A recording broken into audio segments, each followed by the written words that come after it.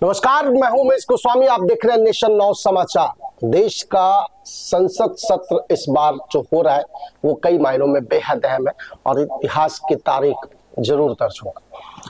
कुछ अप्रत्याशित फैसले हुए, कई बिल पास हुए। संसद सत्र की जब शुरुआत हुई उस दौरान सीजेपी का आंदोलन चल रहा था, मार्च को लेकर के टकराव हुआ, विपक्ष ने जमकर हंगामा किया। लेकिन इन सब के बीच जो बेहद चर्चा में इन दिनों है वो वंदे मातरम बिल जो पास हो गया है उसको लेकर के जिस तरह से विरोध शुरू हो चुका है। लेकिन अब चूंकि बिल पास हो गया है, वंदे मातरम तो गाना ही होगा। लेकिन सवाल यह है कि क्या देशभक्ति के इस गीत को अब कानून की ताकत से गवाया जाएगा? क्या वंदे मातरम के सम्मान को लेकर संसद में बना ये नया कानून सिर्फ राष्ट्रगान के बराबर कानूनी संरक्षण है या फिर इसके पीछे देश की राजनीति का एक बड़ा संदेश भी छिपा है? संसद के दोनों सदनों ने राष्ट्रीय सम्मान के अपमान की रोकथाम को लेकर संशोधक विधेयक 2026 को मंजूरी दे दी है और राज्यसभा ने 29 जुलाई और लोकसभा ने 30 जुलाई को इसे पारित कर दिया है। वंदे मातरम को राष्ट्रगान यानी कि जनगण मन के समान वैधानिक संरक्षण मिलेगा। जानबूझकर कोई राष्ट्रीय गीत के गायन में बाधा नहीं डाल सकता है या उसके गायन में व्यवधान अब कोई पैदा नहीं कर सकता क्योंकि वो अपराध होगा। जी हाँ, और इसके लिए 3 साल तक जेल, जुर्माना या फिर दोनों का प्रावधान भी। लेकिन अब इसके साथ सवाल और भी कई उठ रहे हैं कि क्या देशभक्ति को कानून से लागू किया जा सकता है? विपक्ष कह रहा है कि भाई सरकार जो है ये नीट का जो पेपर लीक हुआ, छात्रों के जो प्रदर्शन हुए, दूसरे और जो ज्वलंत मुद्दे हैं उन सब से ध्यान भटकाने के लिए वंदे मातरम के सवाल को आगे ला रही है। उधर विपक्ष के कुछ नेताओं का कहना है और मुस्लिम समाज के कुछ नेताओं का कहना है, मुस्लिम धर्मगुरु जो मुस्लिम स्कॉलर हैं उन तमाम लोगों का कहना है कि आपत्ति खास तौर पर गीत के बाद के जो पद है ना, जिनमें दुर्गा, लक्ष्मी और सरस्वती जैसे धार्मिक प्रतीकों का उल्लेख आता है, उसको लेकर आपत्ति है। उनका तर्क है कि आस्था और अंतरात्मा की स्वतंत्रता को किसी कानून के जरिए मजबूर नहीं किया जा सकता साहब, और इस्लाम भी इसकी इजाजत नहीं देता। लेकिन वंदे मातरम का इतिहास भी आज की बहस को आईना दिखाता है क्योंकि 1996, जी हाँ, ये जिक्र करना बेहद जरूरी है इस चर्चा में। कलकत्ता कांग्रेस का अधिवेशन होता है। कांग्रेस के ही अध्यक्ष थे रहमतुल्लाह एम सयानी और पहली बार कांग्रेस के मंच से, ये इसलिए बता रहा हूं क्योंकि आज कांग्रेस ही सबसे ज्यादा इसका विरोध कर रही है, कांग्रेस के मंच से पहली बार वंदे मातरम गूंजा था। रविन्द्रनाथ टैगोर ने इसे गाया था। यानी जिस गीत को आज राजनीति के 2 खेमों में बांटकर देखा जा रहा है, उसकी आवाज तो आज से करीब 130 साल पहले कांग्रेस के मंच से ही उठ गई थी। अब सोचिए कि खुद कांग्रेस भी अपने आधिकारिक इतिहास में इस तथ्य को स्वीकार करती है। किताबों में उल्लेख है, इसका दर्ज है।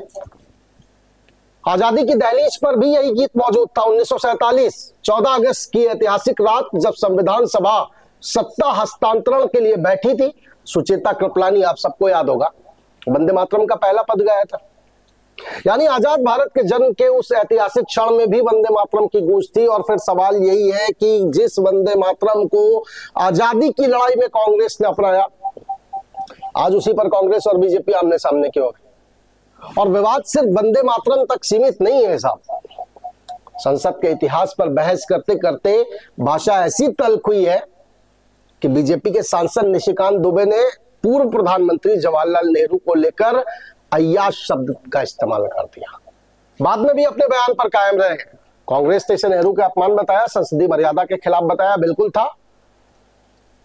दुबे का तर्क है कि वो प्रकाशित किताबों के संदर्भ का हवाला दे रहा है। यानी एक तरफ वंदे मातरम के सम्मान का कानून, दूसरी तरफ नेहरू के सम्मान पर सियासी संग्राम। एक तरफ राष्ट्रगीत की मर्यादा पर बहस, दूसरी तरफ संसद में नेताओं की भाषा और व्यक्तिगत आरोपों की मर्यादा पर सवाल। तो आज की बहस का असली सवाल यही है कि वंदे मातरम पर कानून जरूरी है या सहमति? राष्ट्रगीत का सम्मान भगवा से होगा, भावना से होगा या फिर सजा से? और क्या विपक्ष की आपत्ति संवैधानिक अधिकारों की चिंता है या राजनीति? और अगर वंदे मातरम आजादी की लड़ाई में कांग्रेस के मंच से गूंजा था तो आज उसी गीत पर कांग्रेस और बीजेपी आमने सामने क्यों है? और सबसे बड़ा सवाल, क्या संसद में इतिहास की बहस अब विचारधारा से निकलकर व्यक्तिगत आरोपों तक पहुंच गई है? और आज इन्हीं सवालों पर सीधी और बेबाक बहस होगी। हमारे साथ कई खास मेहमान जुड़े हुए हैं, उनका परिचय आपसे करवा देते हैं। हमारे साथ विकास पांडे जी हैं भारतीय जनता पार्टी से अपना पक्ष रखने के लिए। इसके अलावा पूजा मिश्रा जी हैं समाजवादी पार्टी से, ऑफिशियल प्रवक्ता है, वो अपना पक्ष रखेंगे। सुरेंद्र मिश्रा साहब है, सामाजिक कार्यकर्ता है, हाईकोर्ट में अधिवक्ता है, वो भी हमारे साथ जुड़े हुए हैं। आसिफ नियाजी साहब है, मुस्लिम स्कॉलर के तौर पर हमारे साथ जुड़े हुए हैं। इसके अलावा शुभांशु त्रिवेदी जी पॉलिटिकल एडिटर, वो भी हमारे साथ मौजूद है। सबसे पहले शुरुआत कर रहे हैं विकास भाई आपसे। ये राष्ट्रगीत को सम्मान दिलाना है या फिर एक जिद, जो अक्सर आरोप लगता है आप पे कि नहीं भाई गाना तो पड़ेगा वंदे मातरम, धार्मिक भावनाएं किसी की हाथ हो रही है, हाथ होने दीजिए साहब, गाना तो पड़ेगा, क्योंकि सम्मान और अनिवार्य दोनों में बहुत फर्क होता है। विकास पांडे जी। बिल्कुल ठीक कहा। पहले तो बहुत बहुत धन्यवाद उमेश जी आपका। बिल्कुल ठीक कहा आपने, सम्मान और अभिमान में बिल्कुल फर्क होता है, लेकिन बात स्वाभिमान की निकल करके आएगी, और बात जब करोड़ों करोड़ देशवासियों के क्या कहना चाहिए पुरातन चीजों को लेकर के निकल के आएगी, तो निश्चित तौर पर अगर भारतीय जनता पार्टी को कोई अभिमानी समझता है तो हमें इस बात में कोई गुरेज नहीं, हम इस बात से कोई क्लैरिफिकेशन देने नहीं जा रहे हैं।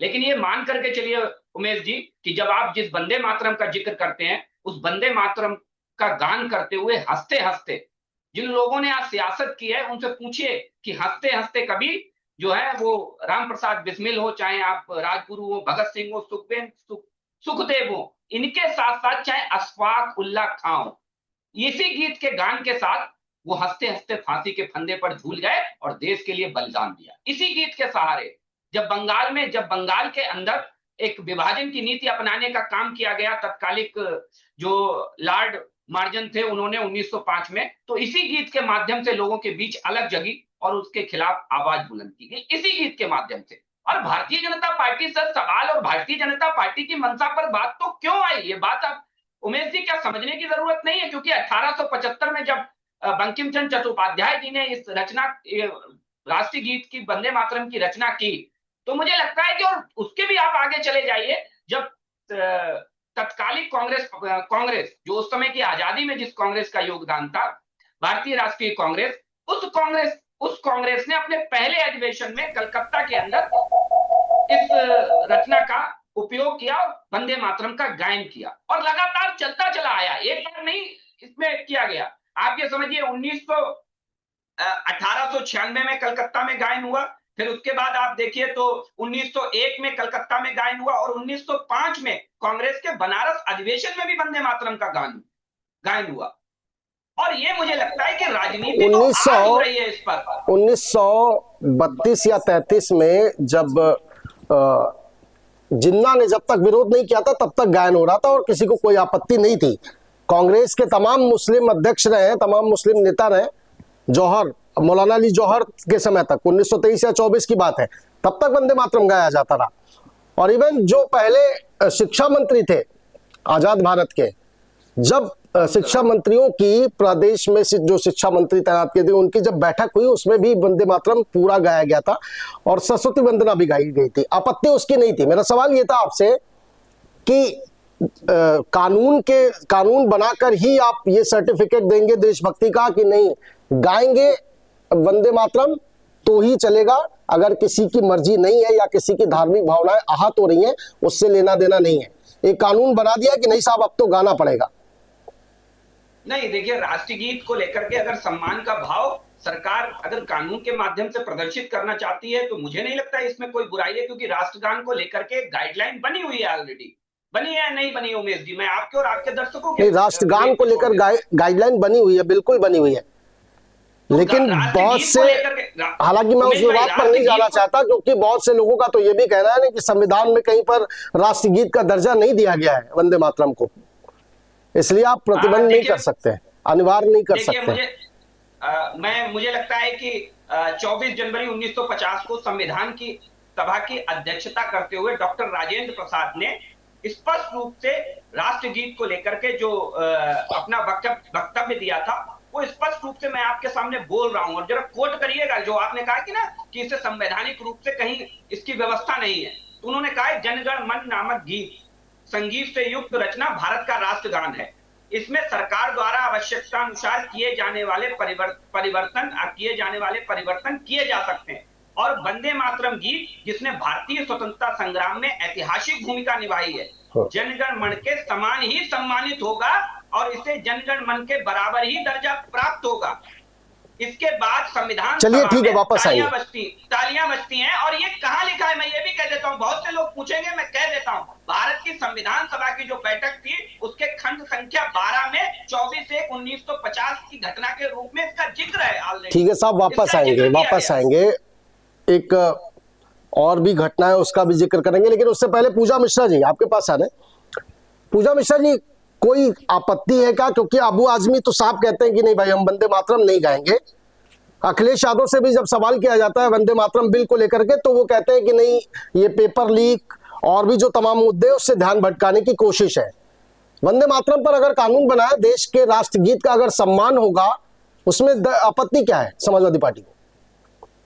आपको नमस्कार और साथी वक्ताओं को भी नमस्कार उमेश जी। और राष्ट्रगीत के सम्मान से किसी को आपत्ति क्यों ही हो सकती है, पर उसको कंपल्शन बना करके आप उस पे राष्ट्रगीत के सम्मान के नाम पे सजा का प्रावधान रखें, उससे आपत्ति है।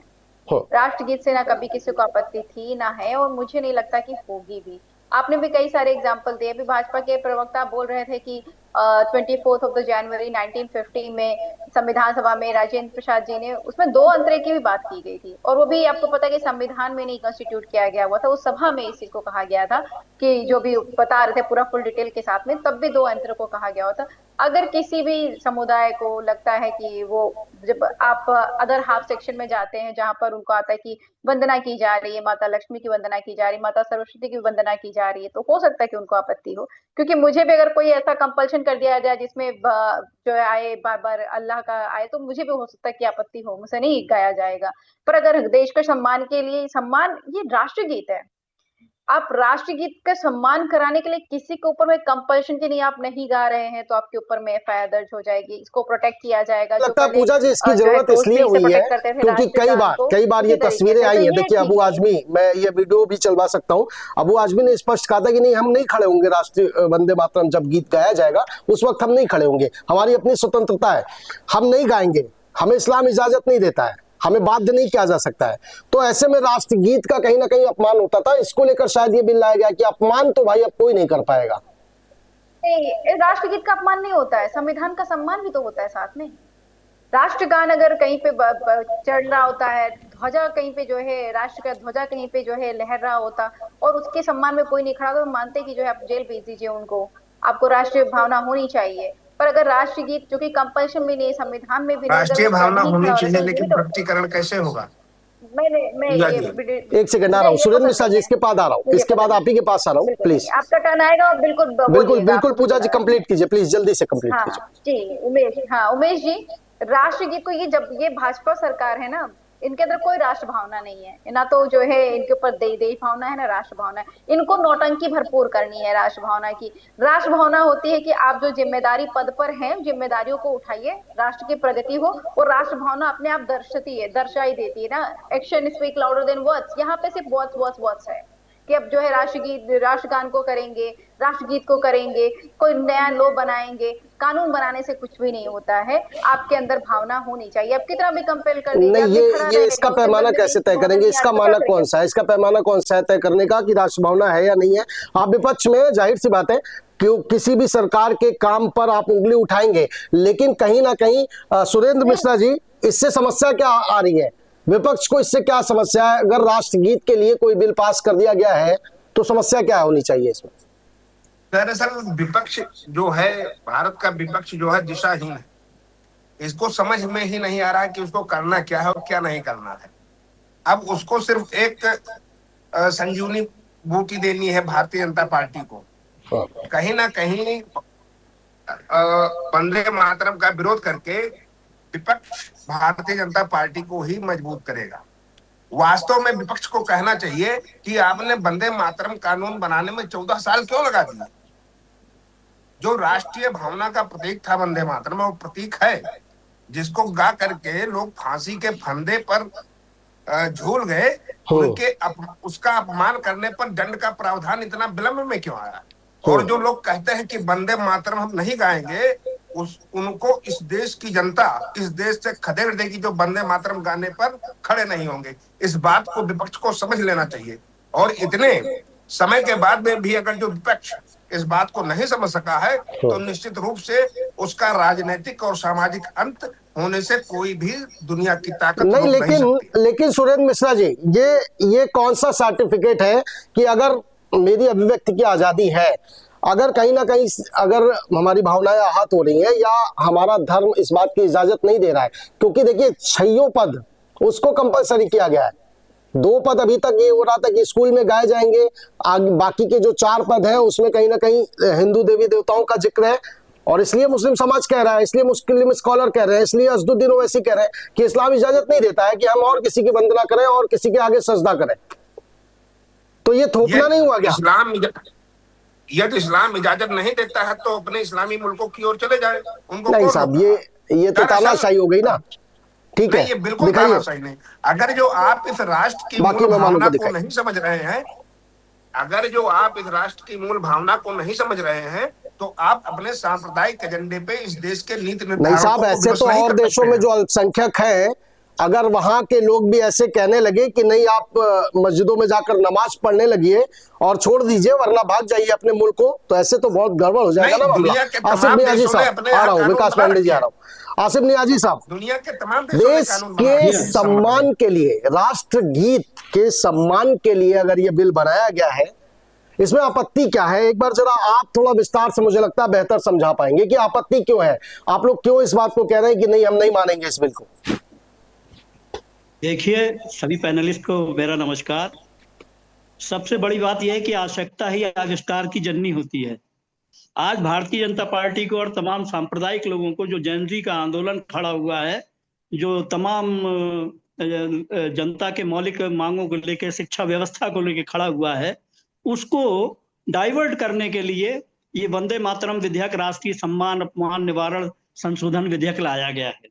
अब सवाल ये उठता है कि जो इश्यूज जो है पहले से ही डिसाइड हो चुके हैं, प्री डिसाइडेड है, उन सारे इश्यूज को खड़ा करके एक नया विवाद पैदा करना भारतीय जनता पार्टी की नीति है और सत्ताधारी पार्टी की नीति है। 1937 में ये बात मौलाना आजाद, सुभाष चंद्र बोस और पंडित जवाहरलाल नेहरू के बीच में तय हो चुकी थी कि केवल वंदे मातरम के 2 स्टैंजा ही गाए जाएंगे और उन पे एक आम सहमति बनी हुई थी। अब सवाल यह है कि 2 स्टैंजा क्यों गाए जाएंगे? क्योंकि उसके अंदर भारत भूमि का वर्णन है, भारत से प्रेम का वर्णन है, भारत की तमाम प्राकृतिक सौंदर्य है उसका वर्णन है। तो उसको गाने से मुसलमानों ने कभी भी इनकार नहीं किया, ना कोई आड़ ली, और हमेशा गाए जाते रहे। लेकिन आज स्थिति ये है कि जिन लोगों ने देश की आजादी के आंदोलन में कभी हिस्सा नहीं लिया, उनको वंदे मातरम की चिंता होने लगी कि वो जूझ जाते थे। आपको तय करना पड़ेगा कि आप आजादी के आंदोलन में थे कहाँ। अब सबसे बड़ी बात यह है कि कानून बनाकर अगर किसी व्यक्ति के अंदर देशभक्ति पैदा की जा सकती होती तो दुनिया के तमाम देशों के अंदर कानून बने होते इस तरीके से। भाई, देशभक्ति जो पैदा की जाती है वो नागरिकों के साथ न्याय करके और उनको सम्मान देकर और उनको अधिकार देकर पैदा की जाती है। और आप ये चाहते हैं कि जनता को पहले 2 स्टैंजा थे, उनको गाने से किसी मुसलमान ने कभी इनकार नहीं किया, लेकिन जो बाकी 4 स्टैंजा हैं उसके, उन 4 स्टैंजों में जो दुर्गा देवी की, सरस्वती देवी की, लक्ष्मी देवी की उपासना की गई है और राष्ट्र को बिल्कुल देवी माना गया है, उससे जो है मुसलमानों का जो बेसिक कॉन्सेप्ट है इस्लाम का, वो कॉन्सेप्ट है कि हम तौहीद पे यकीन रखते हैं, एकेश्वरवाद के हामी हैं। और इस देश के अंदर जो हमें संविधान की धारा 25 होती है, वो धार्मिक स्वतंत्रता का अधिकार देती है कि आप अपनी आस्थाओं का, अपनी धार्मिक आस्थाओं का, अपनी धार्मिक आजादी का उपयोग कर सकते हैं। और ये जो वाला जो संशोधन पास किया गया है, ये संशोधन सीधे संविधान की धारा 25 से टकराता है, संविधान की धारा 19 से टकराता है, 26 से टकराता है और 29 से टकराता है। अब सवाल ये उठता है कि पूजा, तो जो पूजा शब्द आया है, पूजा तो मुसलमान हजरत मोहम्मद सल्लल्लाहु अलैहि वसल्लम जो उसके पैगंबर है उनकी भी नहीं करता, पूजा तो मुसलमान अपने माँ बाप की भी नहीं करता, लेकिन सम्मान बहुत करता है, प्रेम बहुत करता है। तो हमें इसके बीच में जो अंतर है सम्मान का, प्रेम का और पूजा का, उस अंतर को डिफाइन करना पड़ेगा और उस अंतर को समझना पड़ेगा। मुसलमान ने कभी भी वंदे मातरम गाने से इनकार नहीं किया। नहीं साहब, है हमारे पास वीडियोज है हमारे पास। अबू आजमी ने स्पष्ट कहा कि नहीं, हम वंदे मातरम नहीं गाएंगे। असदुद्दीन ओवैसी ने कहा है, कई मुस्लिम धर्म गुरुओं ने कहा है वंदे मातरम नहीं गाएंगे, इस्लाम हमें इसकी इजाजत नहीं देता है। नहीं, इसके बाद 2 स्टैंजा पर कोई बात नहीं थी, सभी गा रहे थे, लेकिन 2 स्टंजा के बाद जो बाकी के 4 स्टंजा हैं विवाद उन पे है और उनको इसमें शामिल किया गया है। और उसके अंदर 2-3-4 प्रावधान किए गए हैं। उन प्रावधान में है कि किन किन संस्थाओं के अंदर, किन किन अवसरों के अंदर गाया जाएगा। और एक प्रावधान तो ऐसा है कि इसे जनगण मन से पहले लेकिन गाया एक बात जाएगा। नहीं समझ में आती है ना आसिफ नियाजी साहब, एक बात नहीं समझ में आती है कि इस्लाम तो देश भर क्या दुनिया भर में एक ही होगा। ये इंडोनेशिया सबसे बड़ा मुस्लिम देश है। अमेरिका में दूतावास के बाहर, इंडोनेशिया का जो दूतावास है उसके बाहर 16 फीट की सरस्वती माता की प्रतिमा लगी हुई है, 3 बच्चे बैठे हुए हैं और बाकायदे वहां पर जब जाते हैं वहां के लोग तो ऐसे सजदा करके जाते हैं। तो सबसे बड़ा मुस्लिम देश बताया जाता है, वो सबसे बड़े मुस्लिम बताए जाते हैं, तो उनका इस्लाम अलग हो जाता है क्या? देखिए, उनकी भावनाएं नहीं आहत होती है, उनका इस्लाम खतरे में नहीं आता है। नहीं नहीं, बिल्कुल खतरे में नहीं आता है, लेकिन एक नेचुरल बात आपको समझना पड़ेगी कि जब 2 संस्कृतियां और 2 धर्म के मानने वाले लोग हजारों साल से एक साथ रहते आए हैं, तो एक दूसरे की संस्कृति का आदान प्रदान होता है, एक दूसरे की लोक ठीक है भाषा नियाजी का, साहब, लोक संस्कृति का वापस आएंगे आपके पास। मिलाव होता है। शुभांशु अगर त्रिवेदी जी, उसके तहत अगर वहां के लोग ऐसा स्वरूप स्वीकार कर रहे हैं तो उनका वेलकम। ठीक है। लेकिन शुभांशु त्रिवेदी जी, पॉलिटिकल एंगल क्या है? क्या अनिवार्य करना और सम्मान करना, दोनों में बहुत अंतर है। सम्मान कीजिए भाई, एक प्रोसेस कर दिया गया कि राष्ट्रगीत है, सम्मान करिए। एक अपील कर दी गई, जिसको मर्जी होगा वो करेगा, जो राष्ट्र से प्रेम करता होगा, जो देशभक्त होगा। अब ये अनिवार्य कर दिया गया है। सम्मान और अनिवार्य दोनों में फर्क समझाइए जरा, शुभांशु त्रिवेदी। सबसे पहले तो महेश जी मैं एक बात करना चाहूंगा कि जो जिस चीज को लेकर परितंत्र भारत में किसी भी प्रकार का कॉन्ट्रडिक्शंस नहीं थे, उसको लेकर स्वतंत्र भारत में इतने कॉन्ट्रडिक्शंस क्यों हुए। दूसरी बात यह है कि जो स्वतंत्रता के पहले जितने भी मानक थे, जितने भी आंदोलन हुए, जितनी भी मूवमेंट्स हुए, उसमें राष्ट्रगान का पूरे अनुच्छेदों का उच्चारण किया गया, साथ में उसे गाया भी गया। राष्ट्रगीत का, इसके बाद राजेंद्र प्रसाद जी द्वारा राष्ट्रगीत का, जी हाँ, राष्ट्रगान के समान उसको दर्जा देने की बात भी कही गई। राजेंद्र प्रसाद जी ने इसका उल्लेख भी किया। स्वतंत्र भारत के प्रथम राष्ट्रपति के तौर पर उन्होंने ये बात कही थी। इसके बावजूद अगर परतंत्र भारत में उसको लेकर ऑब्जेक्शंस नहीं थे, तो स्वतंत्र भारत में इतना कॉन्ट्रडिक्शंस क्यों है? कहीं ना कहीं पॉलिटिकल एंगल से अगर हम देखें तो राजनीतिक तौर पर इसको अपने फेवर में करने का एक जद जो है वो बहुत हावी होता दिख रहा है। नियाजी साहब ने एक बात कही कि किसी भी मुस्लिम समुदाय ने उसमें किसी भी प्रकार का हस्तक्षेप नहीं किया, गीत को लेकर कोई भी बयानबाजी नहीं की गई, उसको अपनाया गया। लेकिन मैं बता दूं कि ओवैसी साहब का ही बयान था कि अगर कोई मेरे गर्दन पर छुरी रख देगा, इसके बावजूद मैं राष्ट्र गीत का यानी वंदे मातरम का गायन नहीं करूंगा। शुभांशु रुकिए ना, आवश्यकता क्या थी भाई? और भी बिल्कुल सही है, विपक्ष की बात समझिए ना, और भी बहुत सारे मुद्दे हैं इस देश में। बेरोजगारी बहुत बड़ा मुद्दा है इस देश में, विदेश नीति बहुत बड़ा मुद्दा है इस देश में, जो रुपया डॉलर के मुकाबले कम होता जा रहा है वो भी बहुत बड़ा मुद्दा है, पेपर लीक बहुत बड़ा मुद्दा है, युवाओं से जुड़ा बहुत बड़ा मुद्दा है। आवश्यकता क्या थी इसकी भाई? क्या इससे देश की अस्मिता और राष्ट्रगीत की अस्मिता खतरे में आ जा रही थी? बहुत जरूरी था क्या ये? अभी देखिए, कहीं ना कहीं जो ये प्रोटेस्ट हुआ है उमेश जी, आप मानेंगे जो दिल्ली वाला छात्रों ने प्रोटेस्ट किया है, कहीं ना कहीं ये बात बिल्कुल फैक्ट है कि जो इस देश की जनता है या देश के जो छात्र हैं उनका ध्यान भटकाने के लिए ये बिल जो है वो लाया गया है। क्योंकि ये बिल इनकी गवर्नमेंट पहले भी थी, ये उस चीज को ला सकते थे। एग्री कर रहे हैं कि ये माहौल मैं इस चीज से बिल्कुल एग्री करता हूं कि कहीं ना कहीं अगर राजनीतिक तौर पर आप इसको देखेंगे, और एक बार फिर से आवाजें उठने लगी थी, क्योंकि जिस तरह से छात्रों पर कार्रवाई हो रही है उसको लेकर सीजेपी और तमाम विपक्ष के नेता भी कह रहे हैं कि भाई पैलेट गन नहीं चलानी चाहिए, AK-47 नहीं चलानी चाहिए। तो ऐसे में ये नया विवाद खड़ा हो जाए कि वंदे मातरम भाई गाएंगे या नहीं गाएंगे, इसलिए डाइवर्ट किया गया है। विकास पांडे जी, देखिए, पहली चीज तो ये समझ लीजिए कि मई 2025 में जब सरकार 150वीं वर्षगांठ मना रही थी, तब भी ये विषय स्पष्ट कर दिया गया था कि सरकार इस तरीके का कोई बिल ला सकती है, और ये मीडिया में भी कई बार हम सबने इसको लेकर के चर्चा भी की। तो ये तो मुझे लगता है कि बेईमानी है कि अगर आज बिल आ गया तो इसे उसके कॉन्सेप्ट में जोड़ दीजिए, उससे जोड़ करके देखिए, उससे जोड़ के देखने की कोई आवश्यकता नहीं है। फिर तो मैं कहने के लिए तो ये भी कह दूंगा उमेश भाई कि आज जो संसद के अंदर सनातन को बदनाम करने की विपक्ष ने साजिश रची, वो शायद इसीलिए रची कि वो छात्रों के हितों से समझौता कर रहे हैं, छात्रों के हितों को किनारे रख रहे हैं। वो आज भी सनातन को बदनाम, छात्रों के हितों से ऊपर तो सनातन को बदनाम करना उनकी प्रायोरिटी है।